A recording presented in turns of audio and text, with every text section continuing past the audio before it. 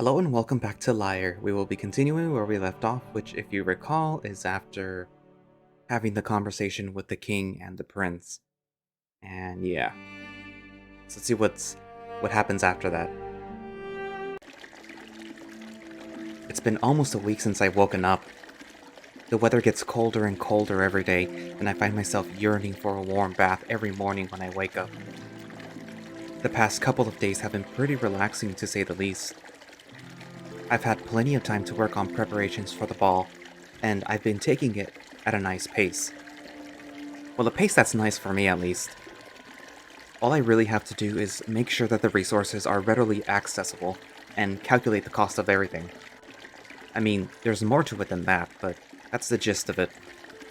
I've been wandering around the castle with Lyall on my free time. Although I rarely allow myself free time, but every day I do take a break.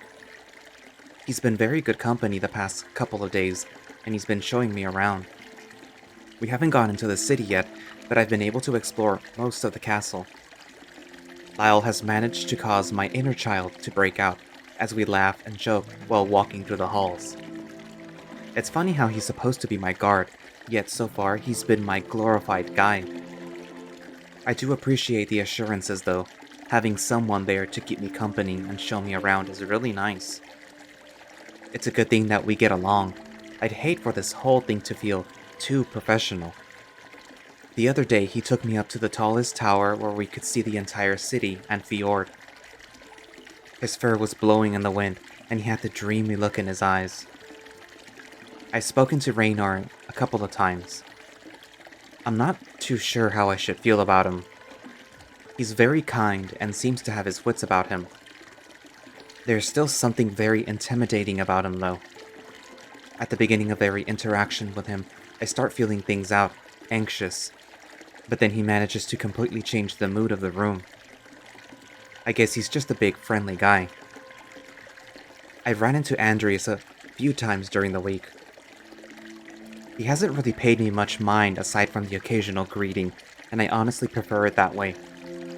But with the few interactions that we've had where it would have been extremely awkward if we didn't talk, it felt more like an interrogation.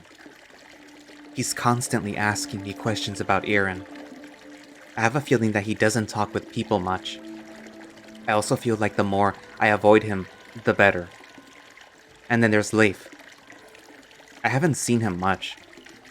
I passed him in the hallway once, and we had a chat that wasn't too interesting. He's probably busy with his own work, which makes me feel like I've been too relaxed lately. I should probably crack down on my work as well. I get out of the bath and turn off the water. I don't feel as sticky this time since I only used a little bit of soap. Walking over to one of the benches, I grab a towel and begin to dry myself off. I run the clothes down my body and between my legs, making sure that I get all the water off my body. It's very cold in here, and I know that it's even colder out there. I dress myself and leave through the door. Immediately the cold hits my face, and I start to speed walk back to my room. It's a crisp fall afternoon, and the sun is casting a warm hue on the trees below. My footsteps echo down the hall as I get closer to the door to my room. I reach the door, and when I open it, I'm blasted with the warm air from my room. When I enter the room, Lyall is leaning back in one of the padded chairs, rocking it on its back legs. I close the door behind me and lean against it. There is no fire. How is it so warm in here? Well... He leans forward in his chair. The castle is built above a hot spring. It's where we get the water for our plumbing. The water runs through the pipes built into the walls, and the heat rises through the foundation. His demeanor slowly transitions into that of a happy child who is explaining something they're very interested in. It heats up the castle, which can be very nice during the colder seasons. It can be a real pain in the butt during the summer, though. My room will sometimes get so hot that I have to sleep with the covers off and the windows open. I bet that's certainly a sight. That's actually really interesting and ingenious. Thanks. It's also why there's so many plants growing within the castle. He gestures to all the leaves and vines on the walls. During this time of the year, Plants like to slowly work their way inside the castle walls, seeking warmth. It's not really a problem for any of us, and Raynor does love his plants. Yeah, I've noticed that. My room alone is decorated with many potted flowers, but I've seen way more plants scattered throughout the castle's many corridors and rooms. What about the plants in pots outside? I think these get brought inside once the weather becomes too harsh for them. That makes sense. We stand in silence for a moment before I walk over to my desk and sit down in the plush, cushioned seat. I peruse the notes that I've made on some of the arrangements for the food. Everything seems to be in order, so I set it off to the side and grab another document. I have a list of questions and instructions on this parchment for one of the servants to take down to the market. I need to work out the costs of the meat, and I also need to settle the payments for each butchery that provides. I take this document and set it on one of the trays outside to be collected. If there's nobody there to deliver it, that's usually what I have to do. Somebody will come by to pick it up. I sit back down and see Lyall is now standing up from his chair and looking out the window. His tail, which I am now able to see clearly without the bulky cape in the way, wags left and right. He turns to me and shakes his head, smirking. You work too much. I'm sorry, what? I don't think I work enough. How much have you gotten done so far? I've done a lot, but I still have a lot more to do. I mean, I've already finished most of it if I'm going to be honest with myself. I just wanted to get it done ahead of time. You spent all morning slaving away at that tiny desk of yours like a workaholic, then you went to take a bath, and now you've back to work. You really don't need to worry about this. It's not even your primary job while you're here. That doesn't start for a while. He reaches over and swipes my checklist off my desk. Hey! He turns away from me and skims over it for a hurried moment. He then turns around with a mocking look on his face.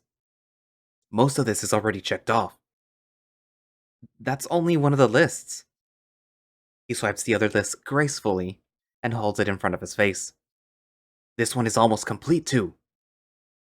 He lets go of it and it floats down and lands on the other list. I look at him with a deadpan. I'm just trying to get it done and out of the way. You're kissing up to the king, Richter. No, I'm not. I'm just doing my job. He lets out a laugh and throws up his paws in a defensive manner. Relax, I only jest. I roll my eyes and give a defeated yet annoyed chuckle. He runs a paw through his neck fluff as if it were a human's beard. I sometimes forget how similar we are in terms of mannerisms. Well, I'm going to go on a walk. He walks over to the door and looks to me. Lock the door, okay? I really don't think that's necessary. Just do it, please. Fine. He walks through the door and closes it behind him. Not wanting to upset him, I take the key off the desk and lock the door. I grab the checklists and mark off some of the tasks that I did. As I lean against the bed frame and scribble on the list, I notice something out of the corner of my eye. There's a piece of parchment on the desk that's been drawn on. I pick it up and examine it. It's a drawing of a flower. It looks like the one on my desk. I assume Lyall drew this, given the signature. I didn't know he liked to draw. For something that he most likely scribbled while bored, this is very good. I place the drawing neatly back on my desk and walk over to my bed. I want to get back to work, but the bath made me feel very tired, and now all I want to do is sleep. I throw myself onto the mattress and pull the blanket over me, slowly drifting off.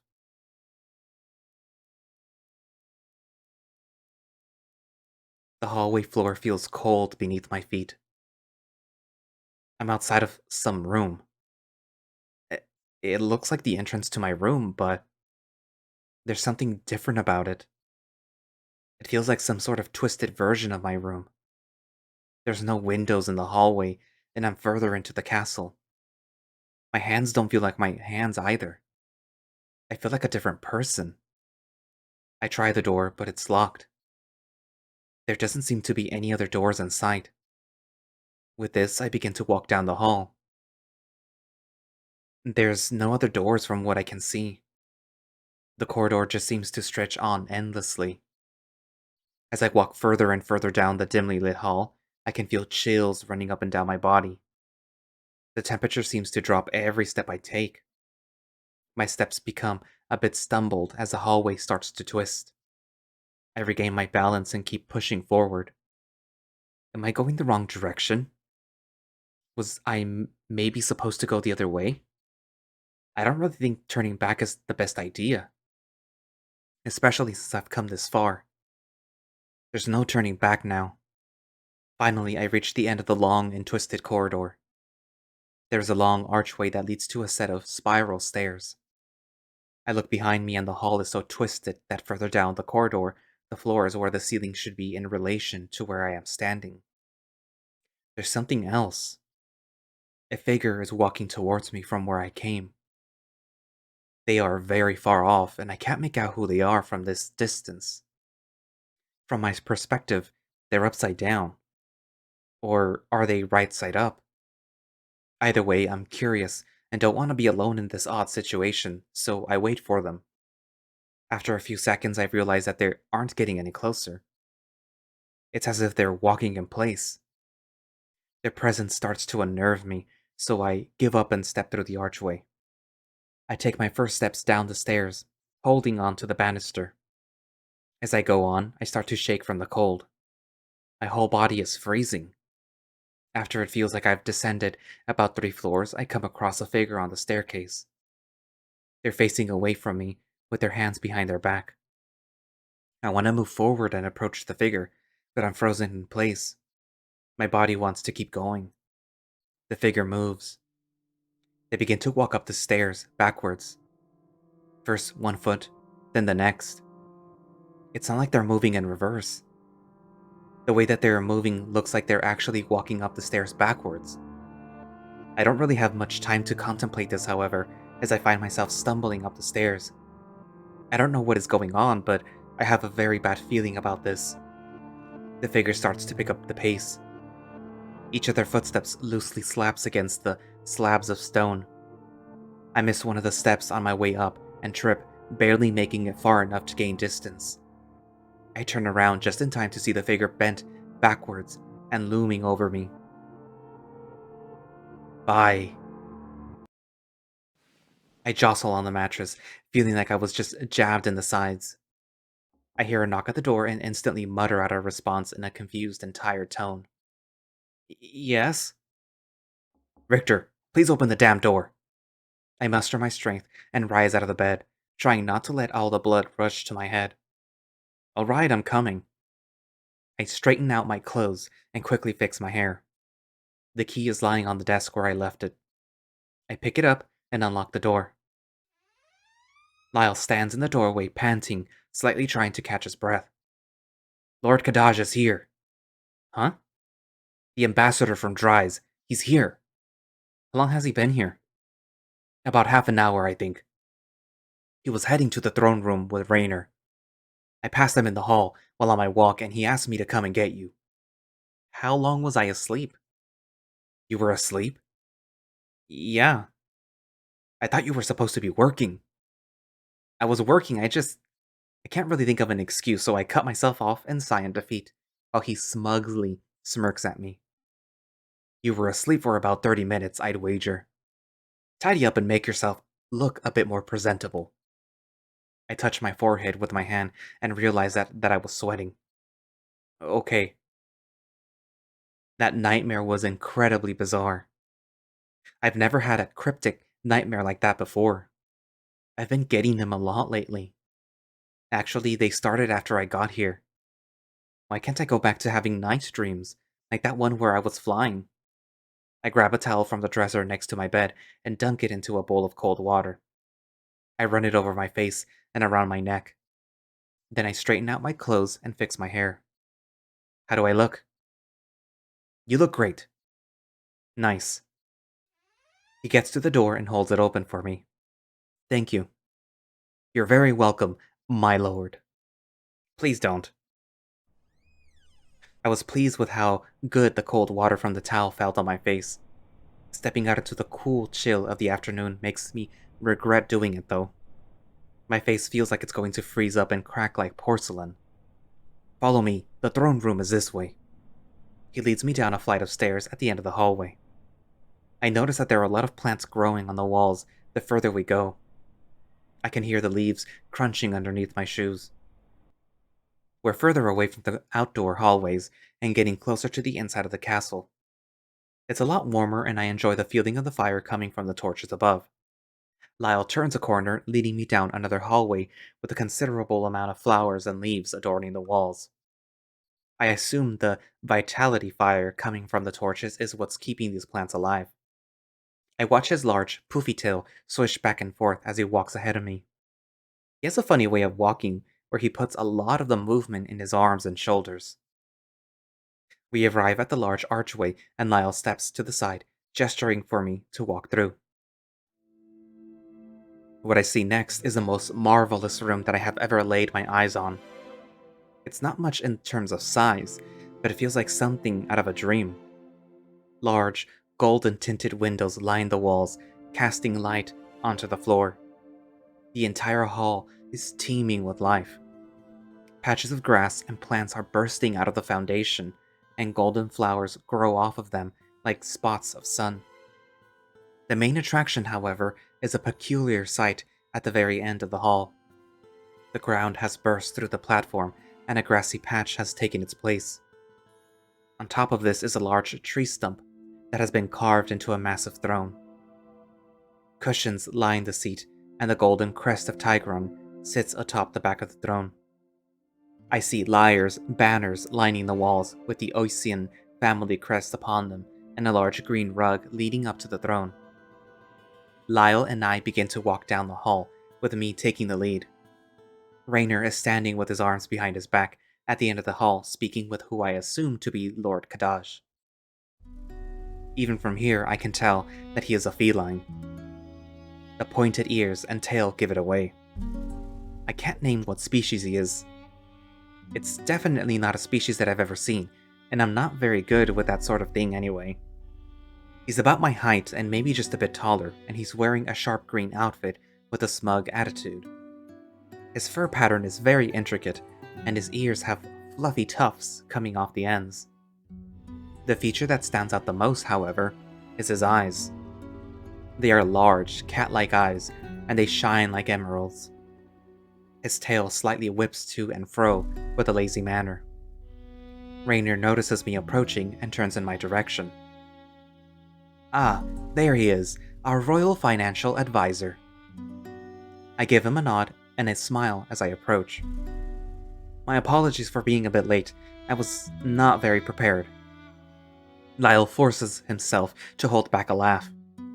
Kadaj speaks up. If anyone should be apologizing for being late, it's me.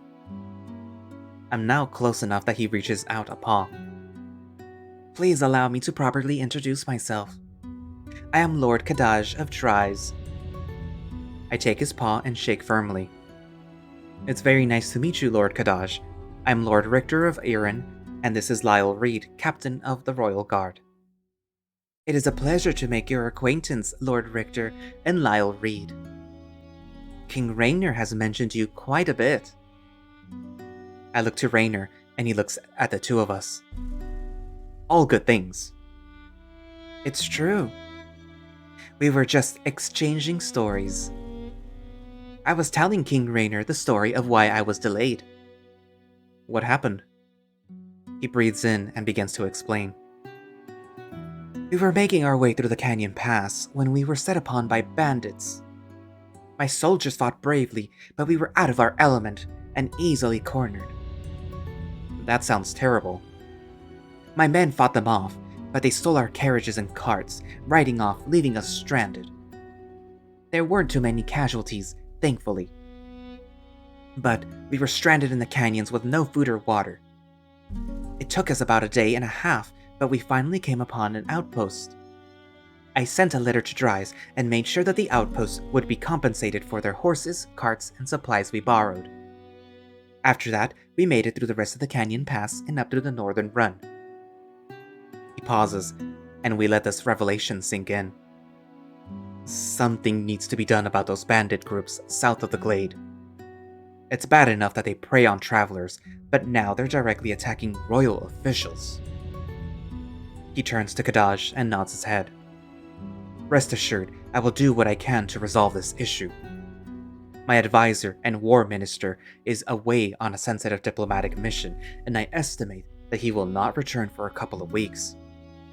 If there is anything that I can do to help, please let me know. Thank you, but I believe that something like this would be conducted best with her here. The king's advisor? I was wondering why I hadn't met them yet. However, I trust that you will be able to handle the task that I have given you with care. Of course, Your Majesty. That is why I'm here. Here it comes. You can just call me Raynor. Bingo. As you wish.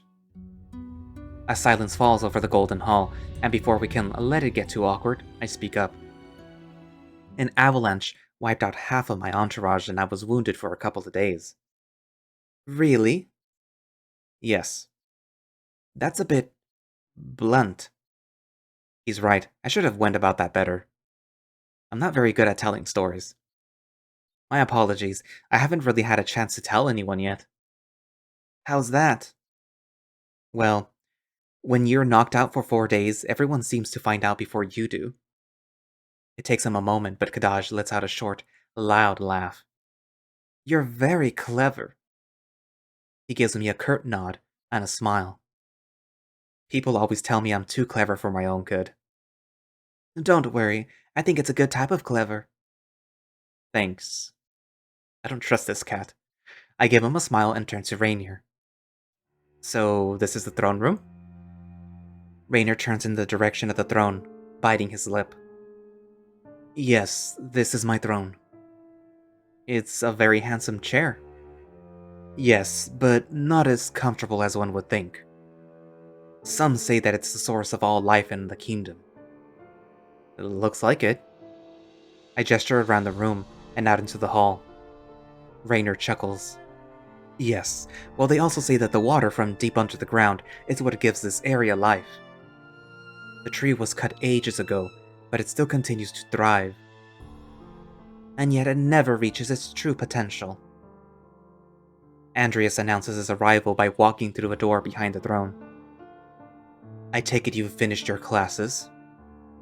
Of course. Lord Kadaj, this is my son, Prince Andreas. Raynor gestures towards Andreas as he approaches us. Kadaj strides forward and bows in front of Andreas. Prince Andreas, it is an honor to make your acquaintance. Andreas seems pleased with this display. Thank you, my lord. I take it your trip went smoothly? Not as smooth as one would have hoped. I ran into some trouble on the road. I can explain it to you later if you like, but right now, I need a hot bath and some rest. He walks up to me and grabs both of my hands in his paws. It was a pleasure meeting you, my lord Richter, and Lyall. I cannot say that I've met many humans. Lyall gives a quick bow of acknowledgement. I cannot say that I've met many... Caracals? Yes, forgive me. My knowledge on different species is a bit rusty. There's nothing to be forgiven. I'm a bit of a rare species. He turns and bows to Raynor and Andreas.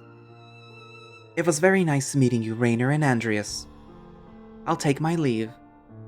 Hopefully my guards haven't trashed my room yet. Andreas looks less than pleased at being referred to without his title. Kadaj then walks down the hall and disappears through the archway, his tail whipping around the corner. Before anything else can happen, Andreas speaks up.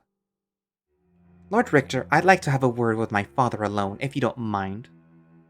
Raynor looks to his son with an inquisitive look. Of course. I'll be going now. Goodbye. Take care. I turn and walk down the hall with Lyall following behind me. I can hear Andreas mumbling something to Raynor as I round the corner. Even with the echoing halls, it's hard to make out what he's saying. We make our way a couple of steps down the corridor before Lyall speaks. He seems a bit eccentric. I take a seat on the back benches nearby and rest my head against the back of the wall. I like him. Lyall sits next to me, lifting his tail so that he doesn't sit on it. I don't know. I don't trust him. He crosses his arms and looks at me. He seems like a man with motives. Is it because he's a cat? No, it's not because he's a cat. That's a bit rude, you know. He has an annoyed look on his face. I was only joking, but I'm sorry. It's fine.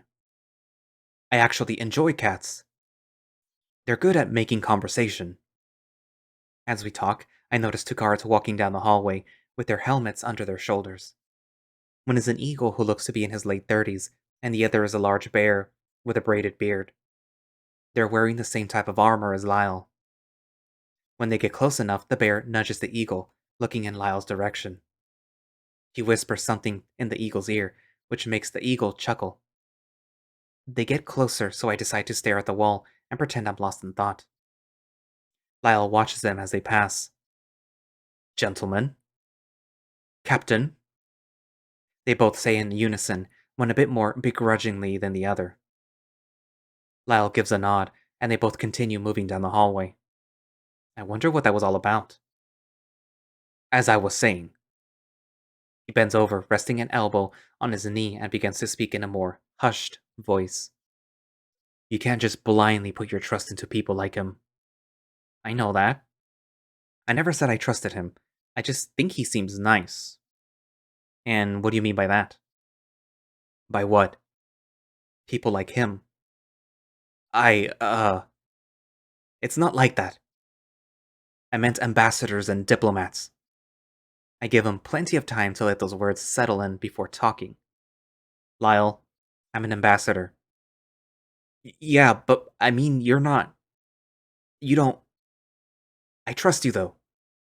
And somehow, I know you won't make me regret it. I'm taken aback by this, and I can't think of what to say at first. Lyall, thank you for putting your trust in me. I'm just here to help. I won't let you down. He stands up and looks down at me. I know. I get up too and carry on with walking down the hallways. Lyall catches up to me and matches his pace with mine. Hey, I want to show you something really cool. What is it?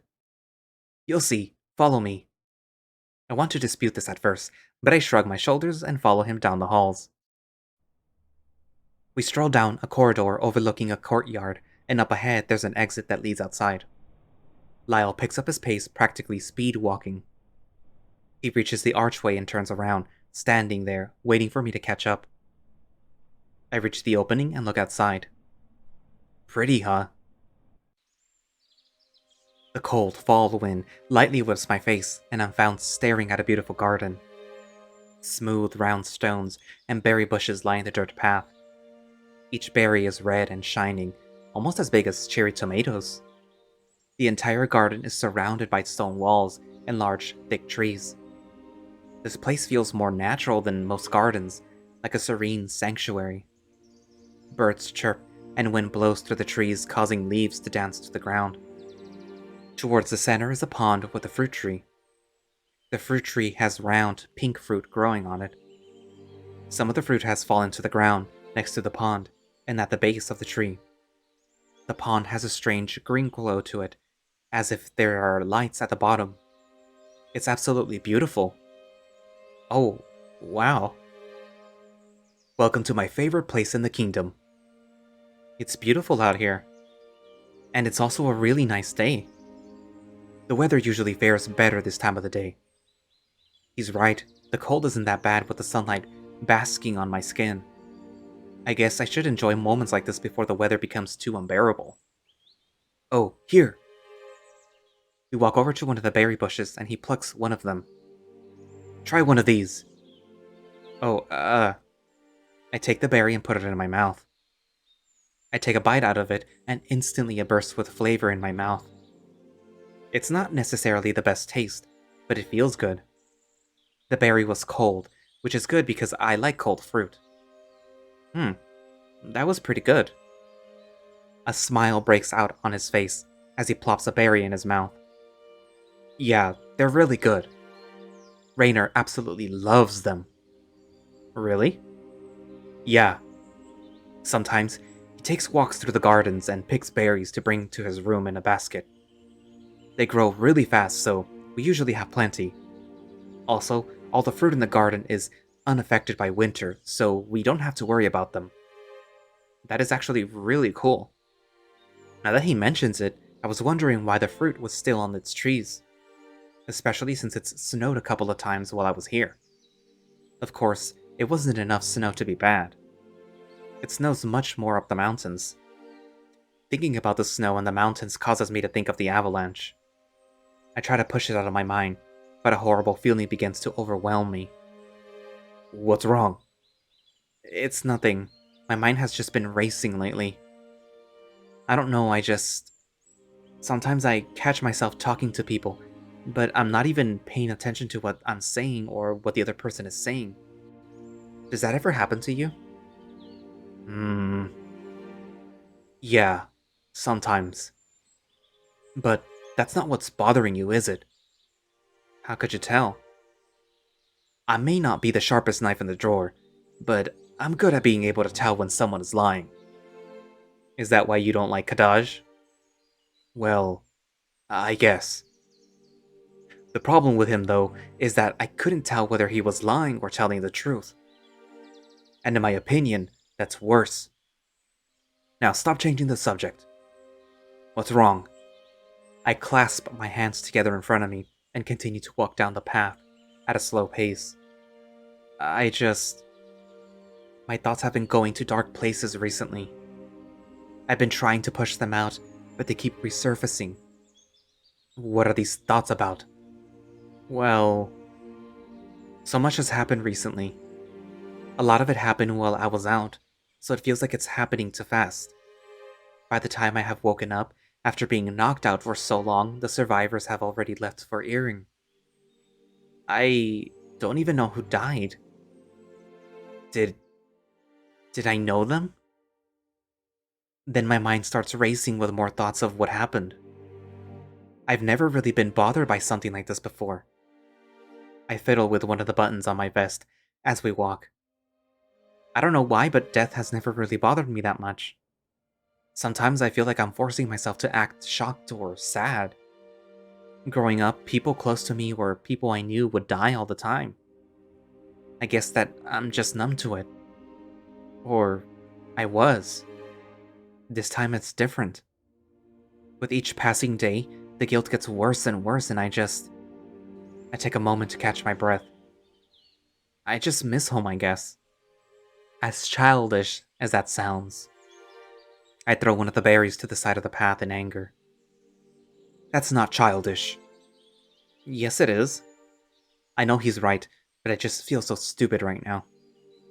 It's completely normal to be homesick. Do you have any family? A wife? Oh boy. No. I'm not married. Really? I'd figure you'd be one of the most desirable bachelors in your kingdom. I try with all my might not to get too flustered by this comment. Yes, well, if only I desired them as much as they desired me. We keep walking for a moment before he finally takes the hint. Oh. Oh. That look of, oh. So I can court him. I had no idea. I hope you don't mind me saying this, but I would never have guessed. He puts a paw on my shoulder, smiling. Yeah, most people don't. I want to change the subject, but he beats me to it. You might not like to hear this, because it's often the phrase most people use, but they're in a better place now. That was a tragic accident, and you shouldn't blame yourself for it. I don't blame myself for it, it just terrifies me thinking about it. Death has always been a pretty confusing subject for me. I mean, I grew up being taught to feel a certain way about something, but then after a while, I just become numb to those feelings. And then when those feelings really do take over, my entire mind just shuts down. Do you know what I mean? I can kind of understand. He runs his paw through his neck fluff again. Thanks for listening. I'd rather not talk about it anymore. We step off the path and stroll over to the pond underneath the fruit tree. I sit down in the grass and Lyall walks up to the tree. He picks 2 ripe fruit from the branches and walks back over to where I'm sitting. He throws me a fruit, which I catch clumsily. Its skin is a bit tough, and the hole where the stem was is dripping with a sticky substance. It's gotten all over my right hand, but I ignore it. He takes a seat on the tree stump in front of me, with an understanding smile on his face. Rainer can keep his weird chair. This is my throne. He then takes a large bite out of the bottom of the fruit, getting juice all over his mouth in the process. So... Yes? You prefer the company of men? Oh, so that's what you got out of that little chat we just had. I jab at his leg with my foot. Hey, you were the one who said you didn't want to talk about the avalanche anymore. And can you blame me for being curious? I fold my hands in my lap and look down at the pond water. I guess I can't. Sorry, I usually have a habit of dropping that information like a bomb. I'm not too open about it, but I also don't try to hide it. And you most likely won't have to. Most people in Lyre are perfectly fine with it. Yeah, I heard. I don't know, I've just never really been interested in women.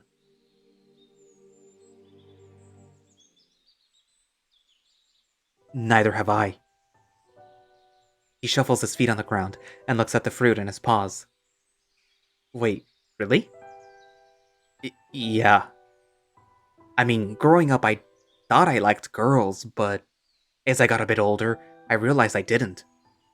Yeah, that's usually how it goes. I can't believe this is happening. I'm really happy to hear this, but also super nervous. Does he think I'm trying to make a move on him? Is he making a move on me? My mind spirals out of control for a brief moment. It's been a problem for me in the past, but it doesn't bother me that much anymore. Yeah, I try not to let it bother me either. There's a long pause. It seems like the both of us don't know where to continue on this topic, or change the subject. I hold up my fruit that he gave me. What is this? Oh, that's a dragon apricot. They're really sweet, and they have a lot of juice. Yeah, I can tell.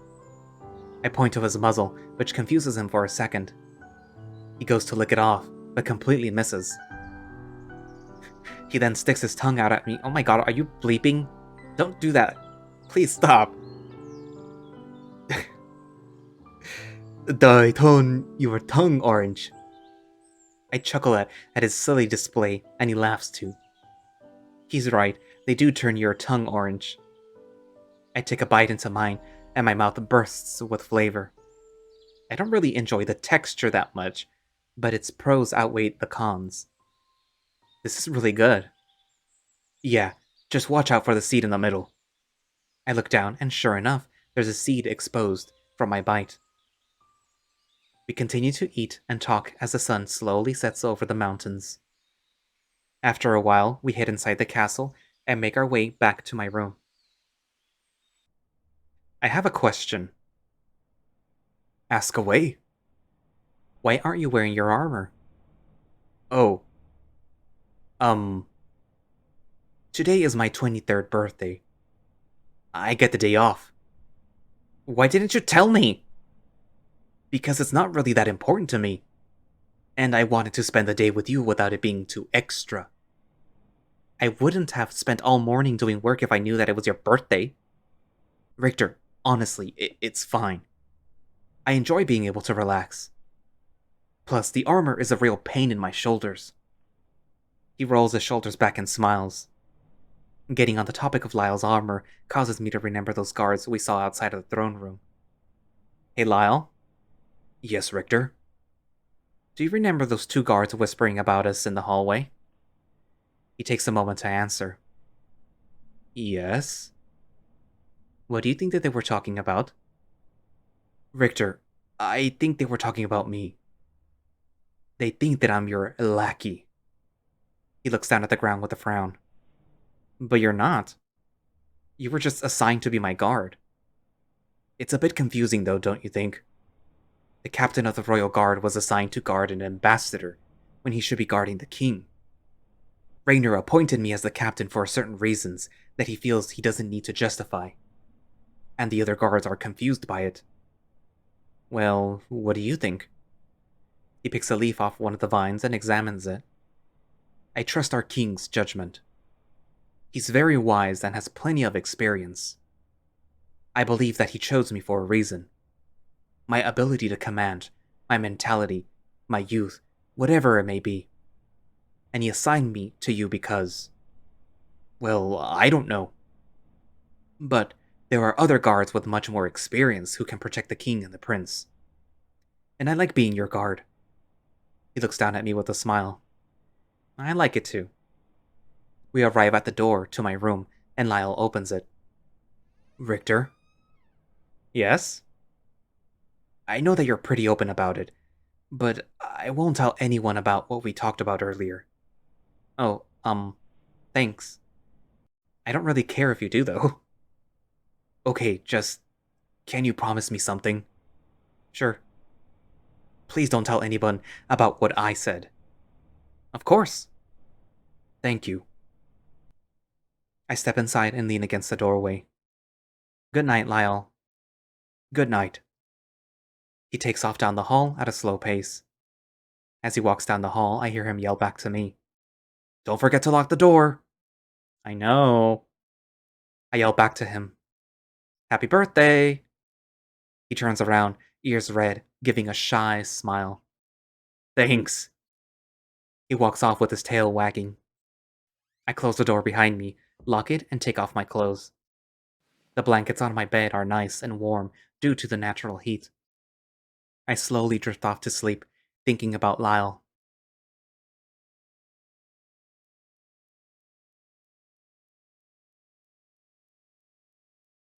And that's where I'm going to leave it for today.